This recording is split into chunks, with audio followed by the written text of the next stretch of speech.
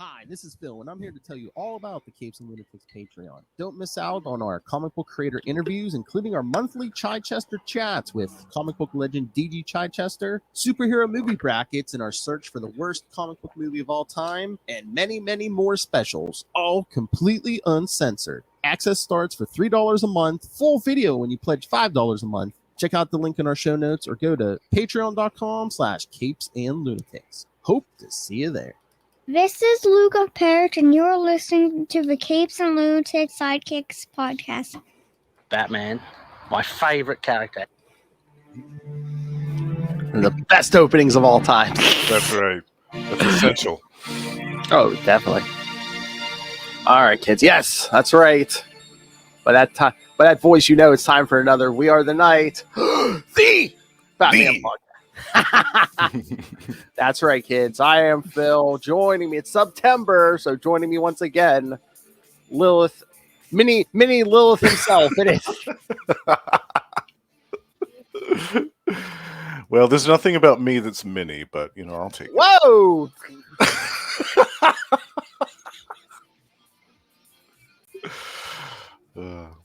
That's right. To quote my friend Russell, got to rub that one in. That's right. It's just in the owl. That's good.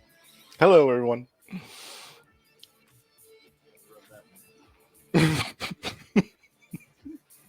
Justin and Russell and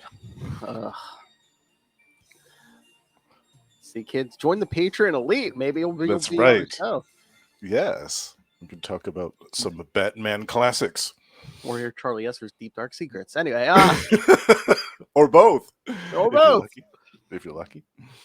All right. So yes, the Alan Grant Norm Breyfogle tribute continues. This time we're covering Detective Comics 587 through 589, the first appearance of the Corrosive Man. Yes, one of my favorite villains. Just and from his look. Oh yeah. And we talked about him last time, I think, but Kadaver. A very short-lived villain. He didn't appear a whole lot, but very memorable, I would have to say, right? Yeah. Yeah. Just a fancy man. All right. But yeah, Detective 587, June 1988, Night People.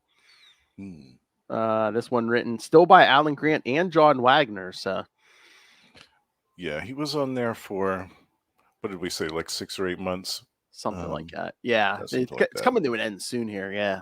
Yeah. Penciler and inker Norm Breyfogle. Yeah, before this, he, who was it that was doing the inks for him? Steve Mitchell or somebody? Somebody, yeah. Yeah, so he's doing his own inks this time. It looks great. Oh, yeah. Colorist Adrian Roy, letterer Todd Klein, and editors Dennis O'Neill and Dan Raspler. And look at that cover too. My gosh. Oh, I know. That's exceptional. That's like truly poster worthy. Yes. Yeah. Actually, I think that's the cover that they chose a few years ago when they did. It was a Norm Breyfogle like collection of, I think, his early stuff, some of the stories that we've covered. So I think that they chose that for the cover of this. I love it. Yeah, it is good. Just like Batman standing in shadows in the alley in the pouring rain. Yeah. On a cold, rainy night, here we go. Murderer Derek Deke Mitchell escapes from prison and seeks revenge against an old business partner named Kadaver with a K. It's got to be spelled right. Moments later, a brutal murder occurs in Cardboard City, one of Gotham's many homeless communities. And these guys show up a few times in the Alan Grant stuff. Several times, yeah. I think this was the first appearance of Legs, wasn't it? Yeah, maybe. Yeah, or one of his first appearances. It was really quick after this. Yeah, can't remember. It might have been the first, but yeah, but good old Legs. Batman, unaware of either of these events, spends the night foiling a cocaine smuggling ring at the Gotham docks. though he fails to capture the ringleader, Harlan Wolf. Oops. Don't worry. By the end of the story, it'll come around. Oh, yeah. Mitchell is eventually spotted by the police and chased into a chemical dump site adjacent to the docks. Unwilling to surrender, he hides among the barrels of toxic waste, but a freak bolt of lightning strikes the dump site and ignites a massive explosion. The police, the news media, and Batman all believe Mitchell to have died in the explosion, but moments later, an inhuman figure rises from the chemical fires, bellowing in pain. So, Love it. Yes, a dramatic cliffhanger for the ending. and again, we always talk about there's no OSHA in the DC universe, but it's like lightning in the DC universe. I mean, here, Barry Allen, Wally West. I mean, something should be done. Yeah, somebody's behind that. Like, I think there should be a conspiracy theory just about lightning in the DC universe. Mm-hmm. Oh, definitely. Just at the exact moment, there's someone standing in the midst of those chemicals. Of course, that lightning's gonna hit. Pick that moment. Of course. Strike. Yeah. Million. And I have to laugh too at the amount of cocaine that dude threw at Batman. It's like, here, catch, take it, hot shot. I know. How many pounds was that? Just hurls it at him. That's so funny. John Wagner is credited with co-scripting the story, but he was allegedly not involved with this issue, according to Alan Grant. Oh, no kidding, really? So, yeah. Okay. Maybe it was just a mistake, or I don't know.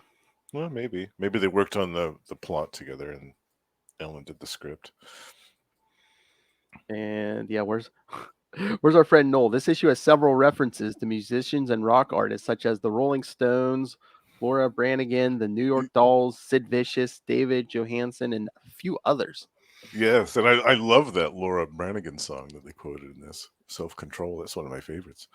But yeah, I love how the DJ was playing music through this really through all three of these issues. He's playing music in the background, and I love how they have that little kind of undercurrent, that theme running through this whole story. It's so good. And he has no audience, but he's still wearing sunglasses. That's right. Inside at night, yes. Yeah. Well, I think it's to hide his bloodshot eyes as well. Probably, Later yeah. on, Yeah. He's probably got pinhole eyes behind those sunglasses. And if you listen to Trapped in the World, all of these musical references, well, a lot of them might have gone right over Russell's head. So I bet he knows New York Dolls and all those. Definitely Rolling Stones. Okay. Yeah.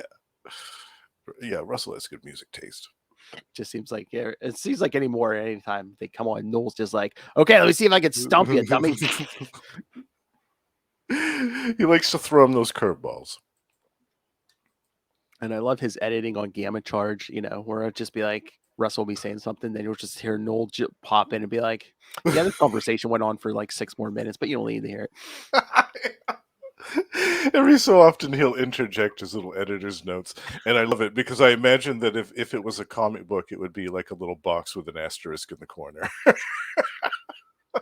I just always imagine him sitting there editing, and he's like, "Oh, I have to say something here." Yeah, exactly. But yeah, this one a lot of good, but it's a lot of setup because yeah.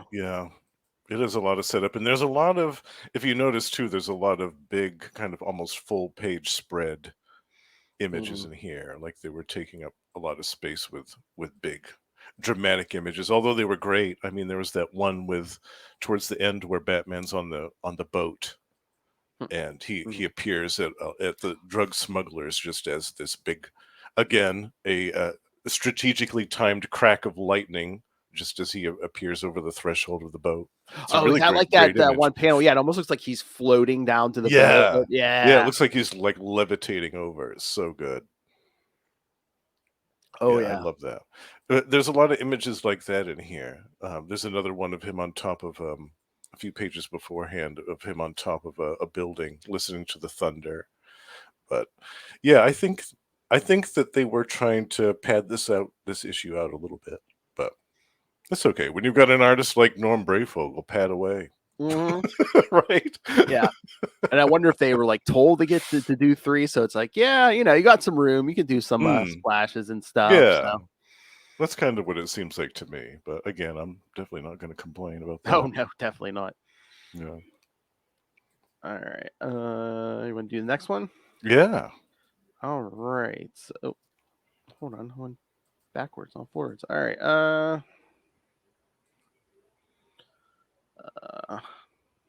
Gives me trouble, but what I expect for a free website. All right. Detective Comics 588, July 1988. Night People Part 2, The Corrosive Man.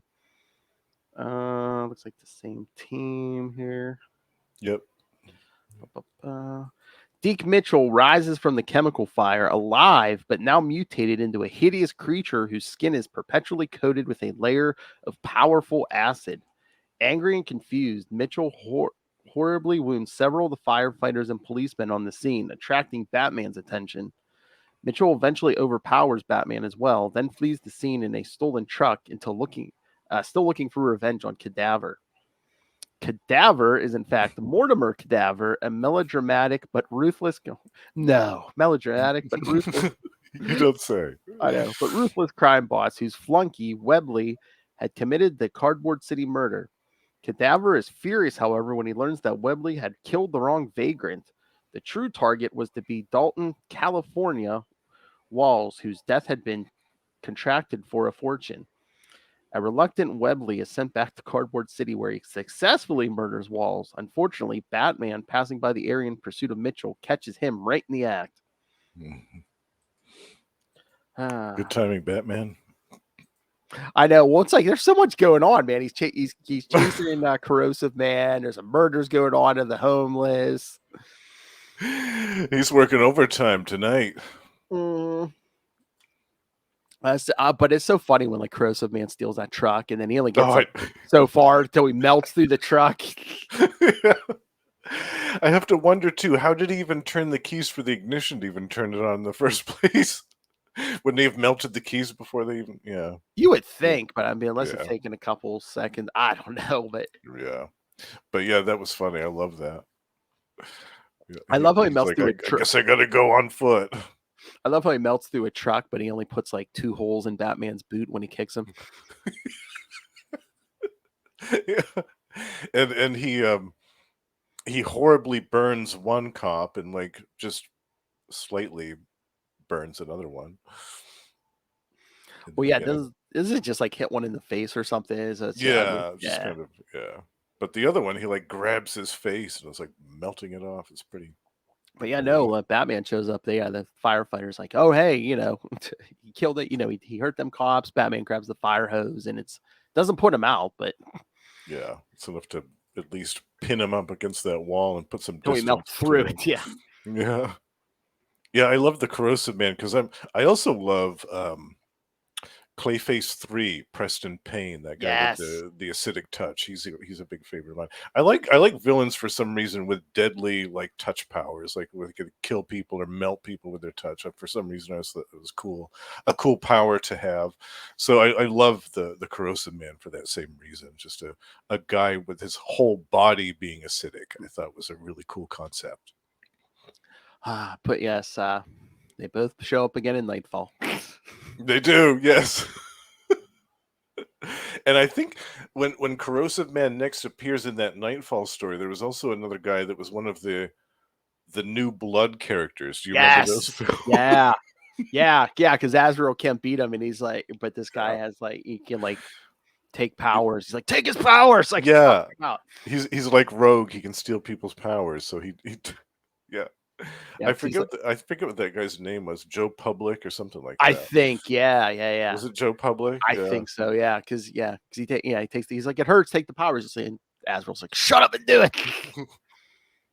And then he just punches, I think, the Corrosive Man. He just knocks him out when he loses power. Yeah. That was a good one. Oh yeah, and it forced Azrael to upgrade that bat armor since Corrosive Man burned through like half of it. Yeah. And then he became Iron Man. I still wonder how he moved under all that armor. It was like a ton of armor that he added onto that thing. because he's programmed. He got, I guess it That's gave him right. super strength. I don't know. I also Yeah. love the colors in this issue a lot too. There was this a couple of panels where Batman and the Corrosive Man are having their first fight, and the panel where he melts through the chains and rip those off. Oh, The backgrounds are great. Even instead of just using stark white or black, he picks like these really bright purples to contrast against the green. It's cool. I really like it. It's subtle, but it works really well, I think. And even this cover too, you know, with like the Corrosive Man's hands coming through that bench and like choking Batman from behind, you know. Yeah, that's a great cover too. Love that. So that chicken.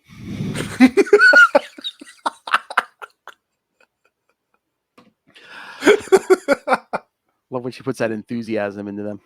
Yeah, me too. Trying to donkey punch me now, bitch. Spread them out. Spread it out.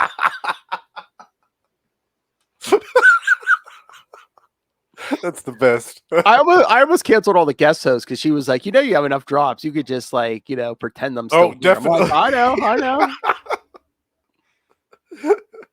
Totally. You could do that for a couple of episodes anyway. Oh yeah, I almost got 2 full pages of drops. Yeah. You should do that sometime and see if anybody notices. That's what I said. That's what we keep saying. I should do an episode. Half she's here and half I just do drops and see if anyone can tell the difference. Do like an April Fool's joke or something. Could do it because Ray doesn't listen to the Batman. Well, I don't know. Sometimes he says he lurks. He says that he tunes in every so often. Yeah. So He's a lurker. I don't know. Yeah, he's a lurker. All right. So anything else on this issue? This one had another great last page. Where, Oh yeah. Batman is descending upon the murder. He's like, Swooping down. you. Yeah, I know. Yeah, I love that. So good. God, Yeah. So these 3 issues have some amazing art in them. It just Kadaver running around like painting like fake wounds on himself and Yeah, what did you think of the part where he like pretend stabbed himself through the neck? I know, and it's like, find that guy, kill the right guy. Ah. This dude's just standing there watching him do all this crazy crap. It's like, this guy needs to pick his friends better. I know. Why would you work for this? But I always say, why do people work for the Joker? I mean, he has a bad day, man. He's murdering y'all. Exactly. Yeah, his flunkies don't have life insurance policies for a reason. Exactly. But I love Mortimer or Kadaver seems to love death, but he won't be the one to go out and kill this guy. Right. Yeah. And he's obsessed with his own death, except when it's for real. And then he's mortally terrified. He's like all those goth kids we went to high school with, huh? Exactly. Yeah. Life has no meaning. Oh no, I want to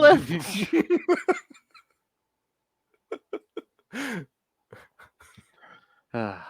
All right. Anything else, or should we get to this last one? Yeah. Let's get to the burning conclusion. Oh, nice.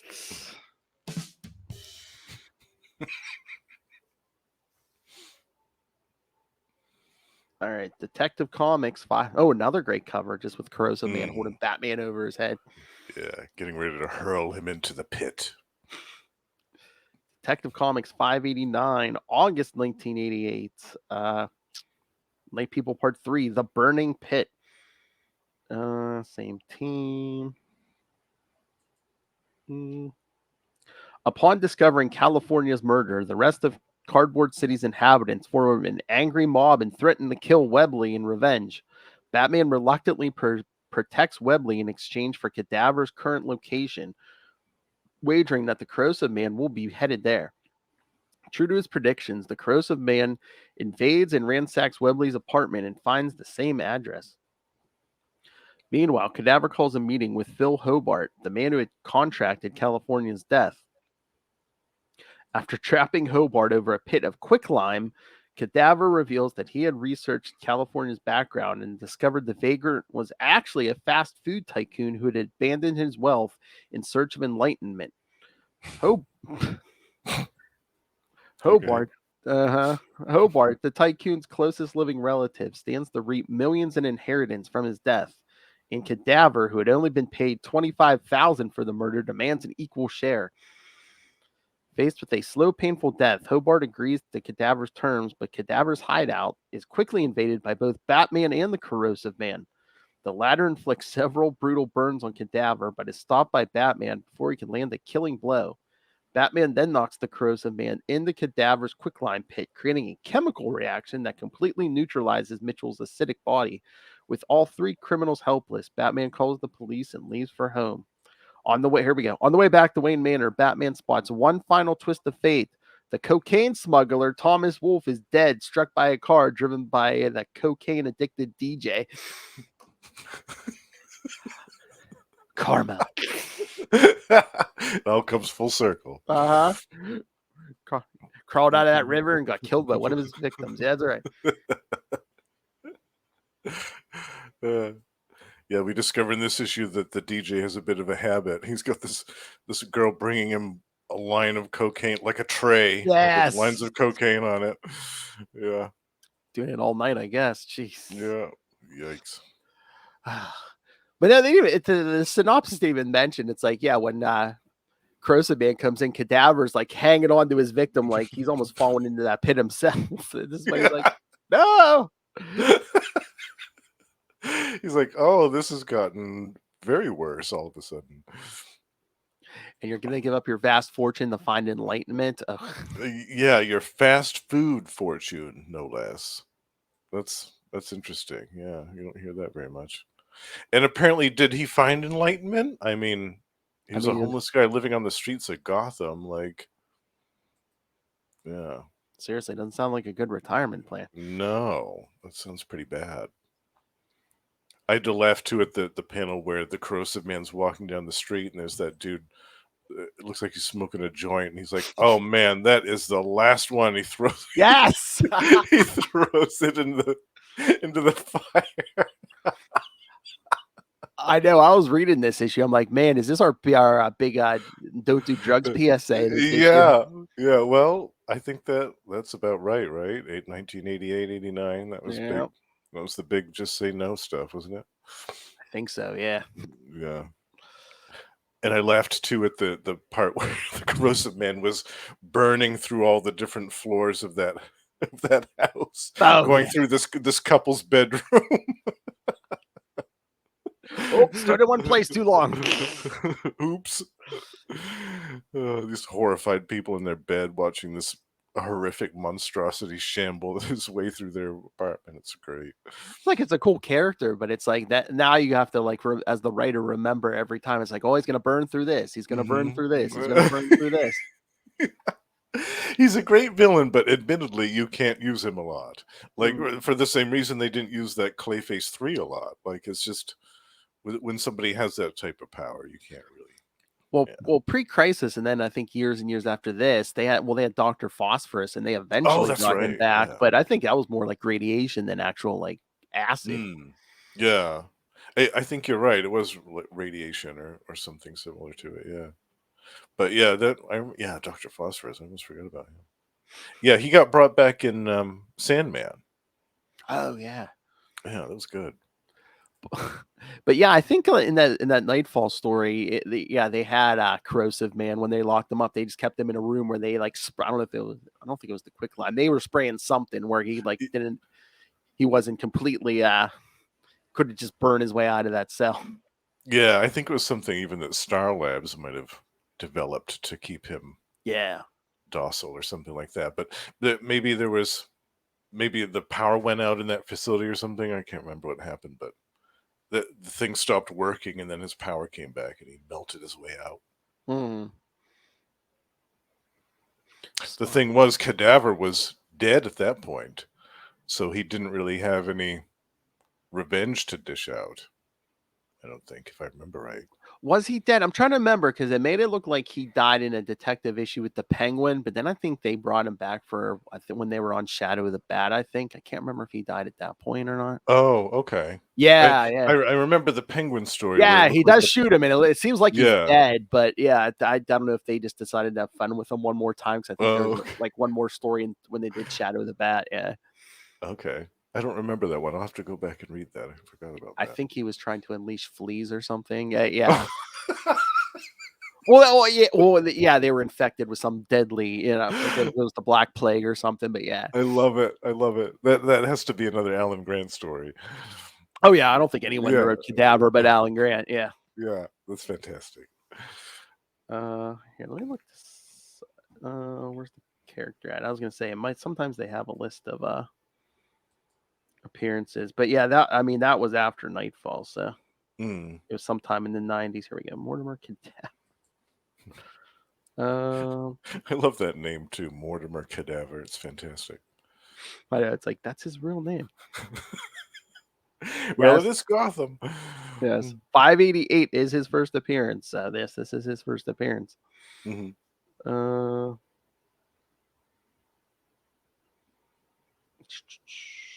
Let me see. Where's the?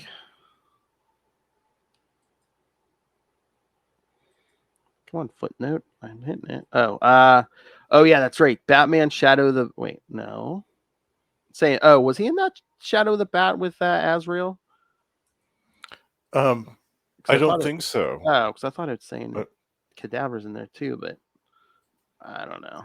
Unless I remembered that wrong. I thought it was just Azrael, the Corrosive Man, and that Joe Public guy, or whatever his name was. Yeah.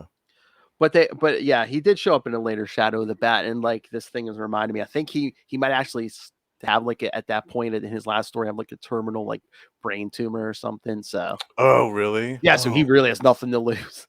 Oh, that's great. Mm. Oh, I'm looking at it now. It looks like Shadow of the Bat number 12, the Human Flea. Oh, okay. Maybe it was before Nightfall. Okay. For some reason I'm thinking it was later on, but yeah, that might be it. Yeah. Well, it was May of '93, so it was right around. Yeah. Okay. Oh, cool. Well, I'll have to read that then. That's great. Yeah, I'm trying to remember. That might be his last appearance. Did they explain how he survived getting shot by the Penguin? I'm trying to remember. But yeah, I mean, well, I don't know if we ever saw where the bullet actually hit him because remember the Penguin just fires. He like crumples. That's true. Yeah. Cadaver got hit in the shoulder and just played dead. Yeah. Killed him in the men's. He's a classically trained actor. Oh my god, that Penguin story is the greatest. Lilith and I covered that early on. Oh my god, what so good. He helped Penguin escape from prison by putting him in like a death-like trance. Yeah, and he whispered something in his ear too. Yeah, he knew the code. Yeah, that was good. Because they were gonna kill Cadaver as soon as Penguin got out, and he whispered the phrase, and Penguin drops over. And he tells the goons, he's like, do what I say, fly here, or yeah, your boss is as good as dead. So yeah, Penguin tried to shoot him. I love that too because that's I think one of the last times that you see like the classic Penguin, with the umbrella and this old outfit and everything before he like became the mob boss with the white suit and like sat in the table in the corner for 20 years. Like this is the last time, one of the last times I think that we see Penguin just being old classic Penguin with the blue outfit and all that stuff. Yeah, there might have only been one or two other appearances, but by the time, definitely by 92, 93, he's I think he's pretty much that crime boss. Yeah, I love that story. That's a great two-part story. It's a good one. And then there was the Penguin Affair too. That was a good one. Yeah, 3-parter crossed over between Batman and Detective. Yeah, that's right. Yeah. Just controlling the birds. I love that. I was jealous. I wanted one so that I could control a whole flock of owls and have them do my bidding. Oh, nice. Yeah, be amazing. Uh, Well, that escalated quickly.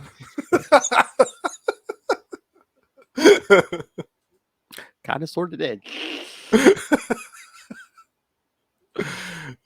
What did you think of this issue, Phil? Did you? Oh, like I it? love this. I mean, Yeah. I love all this Alan Grant, Norm Breyfogle stuff. I mean, and again, Kadaver, just such an over the top, dramatic villain, and the Corrosive Man. Again, good villain. Yeah. How do you feel about like Batman villains having powers like that? I mean, I like it because he has to try a little harder, but yeah. But I mean, if you go, I don't know. Sometimes with Corrosive Man, I'm like, man, you really gotta. I mean, is it outthinking him, or is it just like, oh, the writer has to put in some kind of MacGuffin so you can take him down, like that quicklime pit? Right. Yeah. Or the Star Labs chemical that they use to keep him contained, or whatever. Yeah. Yeah. Or the Joe Public thing that was kind of a MacGuffin too, having him absorb his power like that. But I mean, again, if it wasn't for Kadaver being such a fancy man, it'd be like, yeah, because 99% of the time, Batman's not going to crash in on someone with a quicklime pit. Right. And I love how he just has that in his basement. That's so Gotham City, to have a quicklime pit in your basement of your house.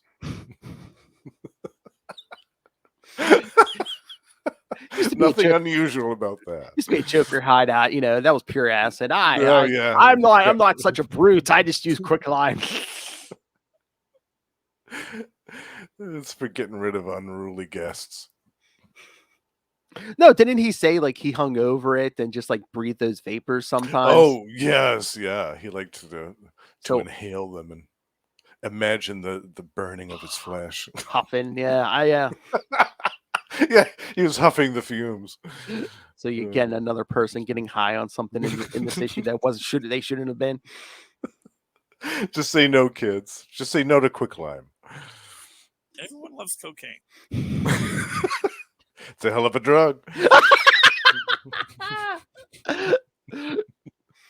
Can't say I've ever tried it. I'll be running over anyone. Yeah, I avoided it because I knew that I would like it too much. That would be something that I would abuse. Best not to tempt fate there.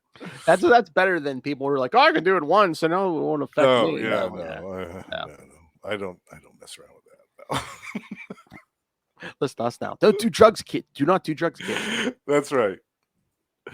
Well, no, I'm a cannabis enthusiast. Like, yeah. But that's legal in many places now. Oh yeah, definitely. But including the home of Lilith Hellfire. Yes. Yeah. No, yeah. We share a lot of things in common. Cannabis and comics and another thing that starts with C. But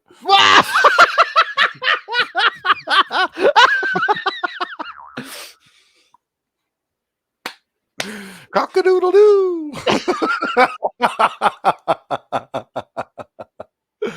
Love you, Lilith. Oh wait, where's an old one? Okay.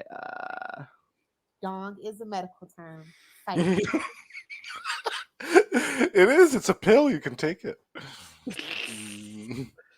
Be gentle with the package. I hold them in my hand. Oh wait, no, hold on. Eyeballs and penises. I hold them in my hand.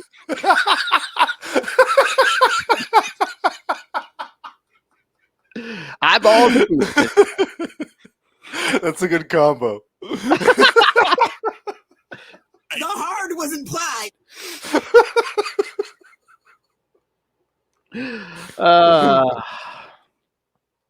It's still in my mouth. I'm sorry if you're listening back to this, Lil. Not really. It's wienering time.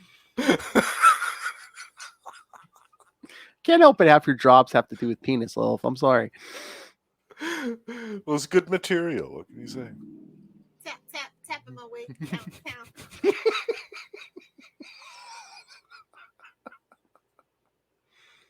I love that one too. I know. That's one of your favorites. It's so good. Yeah. Power of the penis.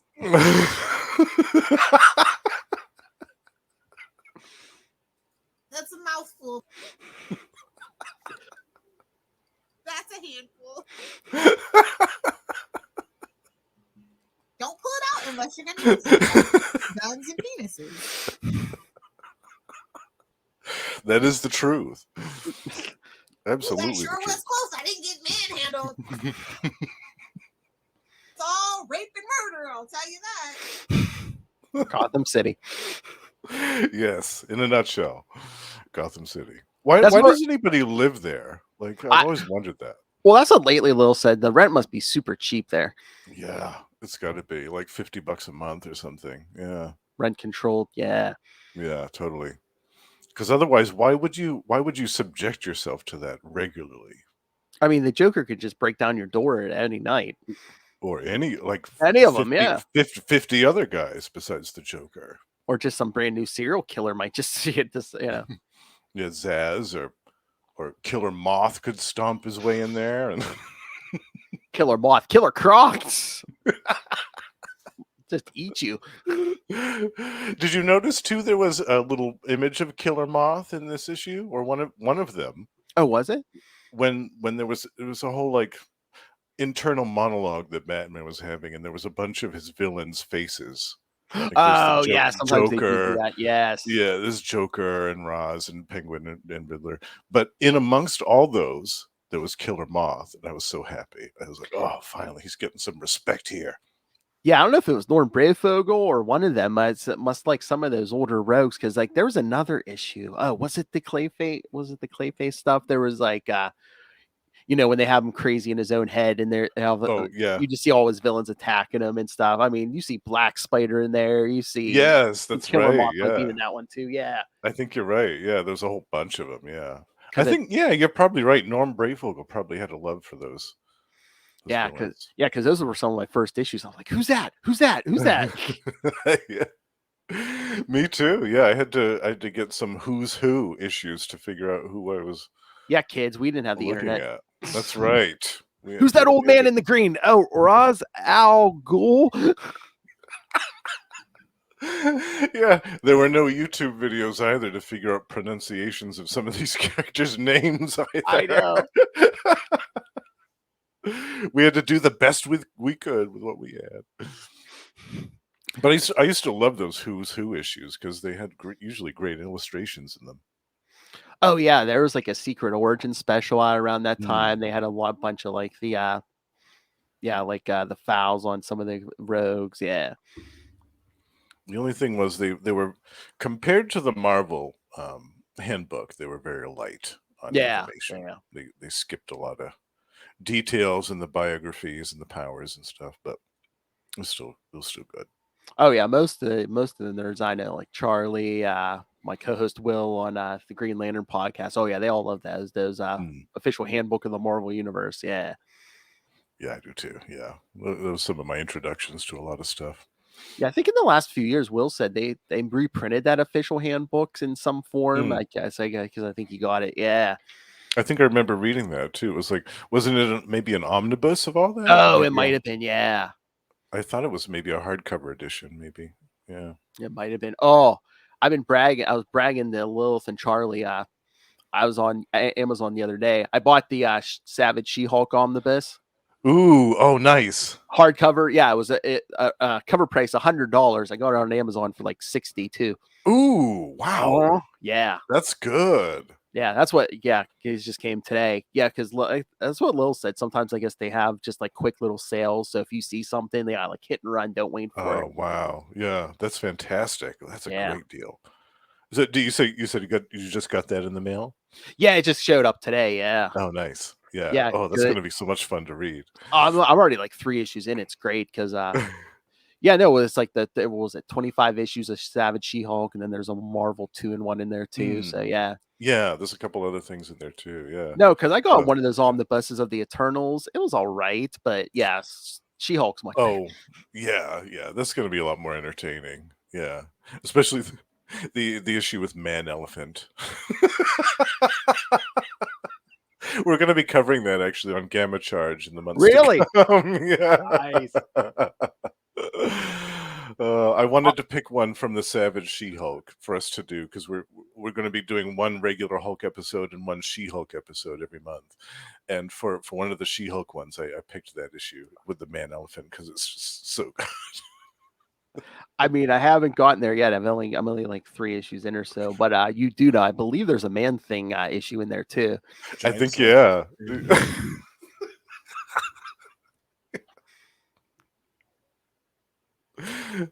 Oh yeah, you're gonna have a lot of fun with that. It's a great read.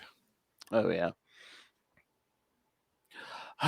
All right. So, anything else on these issues? No, I think I love, like I said, I love this 3-part story. Night People is one of my favorites from this era. I love that we have a Batman villain with powers, and he's deadly. I kind of like that every so often when they have powers and they're not just a regular, crime boss or a serial killer or something. Because it does present a challenge for Batman. It makes him have to bust out some more tricks. But yeah, I can see why they didn't use him a whole lot with that ability. Yeah, he has to. Yeah, Batman has to use his brain more. It's somebody he can't just like overpower. Yeah, tie him up with a cable and leave them for the police. Yeah, not an option with this guy. Yeah, and I like Kadaver too. I thought he was a cool, like, kind of funny, weird, quirky villain.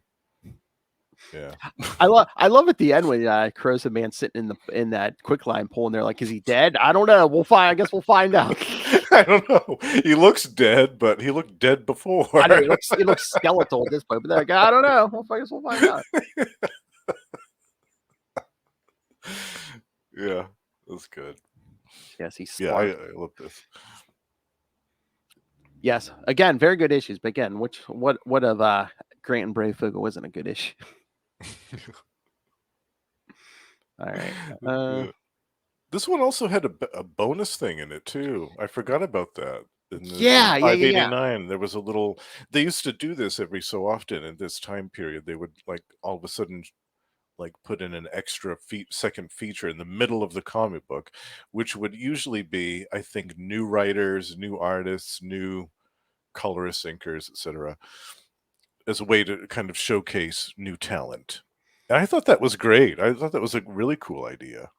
Yeah, I liked it because I have the floppy. It's in the middle of the floppy, but then I read this time on the app, and they included it in the on the copy and on DC Universe Infinite, but they put it at the end of the book, so it didn't like interrupt the middle of your story. Yeah, which is cool because they still added it in, but it, like you said, it doesn't interrupt the story.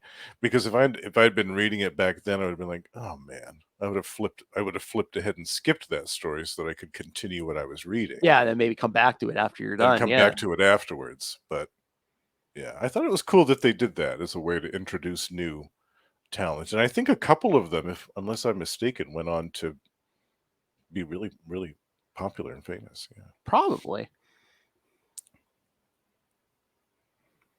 Yeah, I didn't read this. I didn't read it this time, but I've read it before. Isn't it like a Poison Ivy story or something? It is, yeah. Back when she was kind of human Poison Ivy.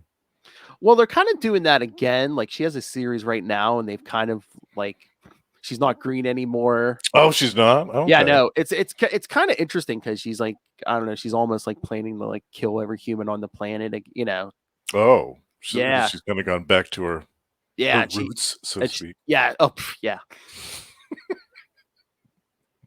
And she like started killed a few people with like these weird plant things. It's all like the first issue, most of them, but especially the first issue was like almost like horror. Oh, okay. Yeah, I'll have to check that out then. But no, I must be doing good because I think they were only going to do 6. And I think they've extended it to 12, maybe.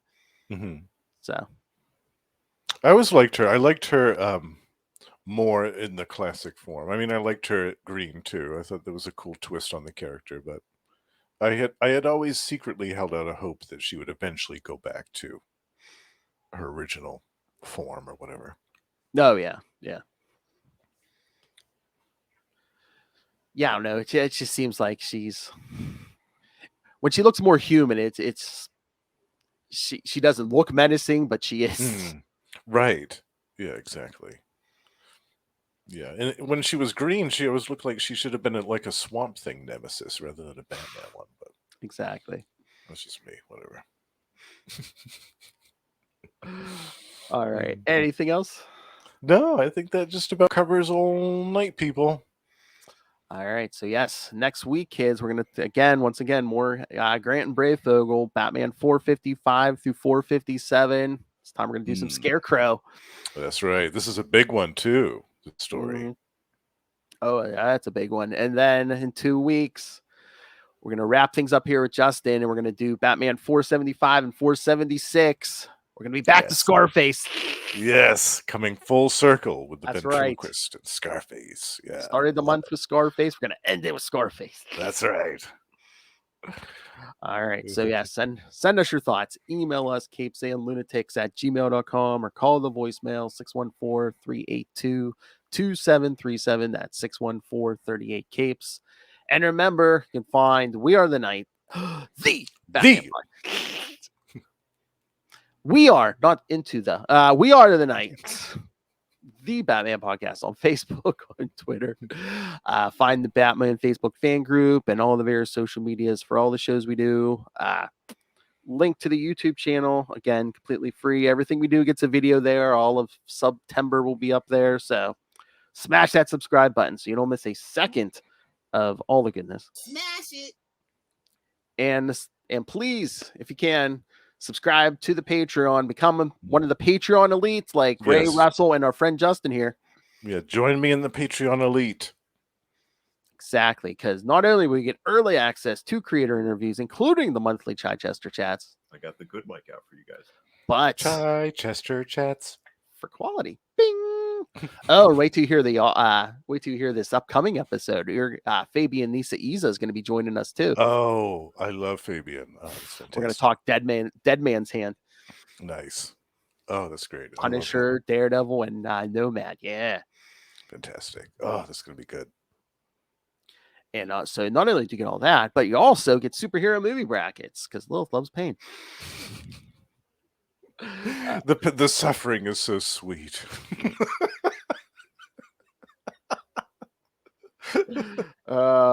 From the other side, baby. All right. So yes, please subscribe to the Patreon. And again, Capes and Lunatics, Capes and Lunatics Sidekicks merch. Find Get it all. yourself some swag. That's right. Find it all at Linktree, linktr.ee/Capes and Lunatics. All right, Mr. Justin. Not only are you all over our podcast this month, but you also do many of your own. So where can people get a hold of you and find all these quality programs? Well, currently I am a co-host on 3 other shows. Gamma Charge, the strongest podcast there is, where we talk about everything Hulk and She-Hulk related. Tomes of Evil, a comic book supervillain podcast where we talk about the bad guys. And Predator and Prey, my newest show with Russell and Ray, the Patreon elite, joined forces to create a new show about the Predator. Nice. Russell, Justin, and that other guy. The Hard Master. The Hard Master, yes.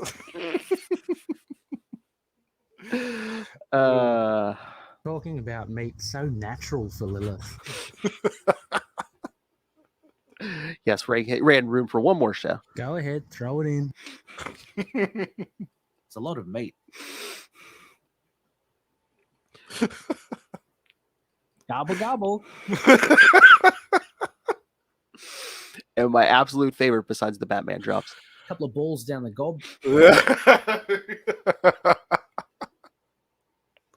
I love that one too. Got him. 1 month for talking Scarlet Spider. He's saying that impact webbing. He's like, oh, okay, give Venom a couple balls down the gob. I'm like, I'm cutting that up. It's becoming a staple. A couple of balls down the gob. I have a feeling that when we do our Wondercast too, that you're going to get some more good drops from that one. Oh, I know. Oh, that's going to be so good. Yeah. All right, kids. So, thank you for joining us. Send in some feedback for us. That's right. Again, if you don't make it, we can always read it the next episode. That's right. There's always time.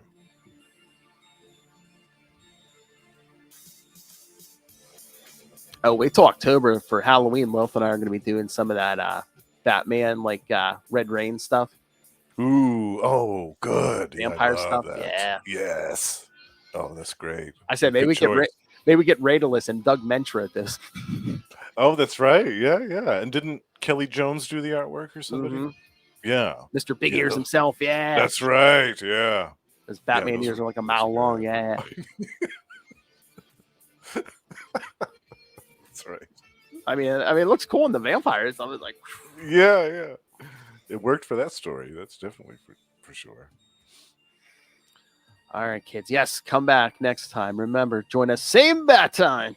Same Bat Channel. That's right. We are the Knights. The Batman Podcast. Vengeance is dead, but Lilith Hellfire will rise from Mexico. Good night.